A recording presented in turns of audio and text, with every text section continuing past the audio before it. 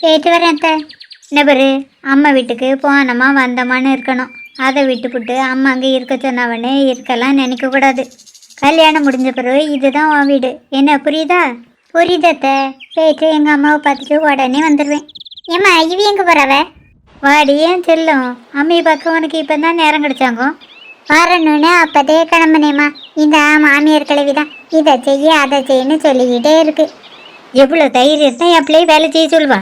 அம்மா சொல்லுது கேளு, அவள் சொல்லுக்கான்னு வேலையெல்லாம் செய்யாத. நான் உங்கள் பிள்ளையாச்சே, அதை சொல்லுக ஒரு வேலையும் செய்யலை. செய்யாமலே கிளம்பி வந்துட்டேன்.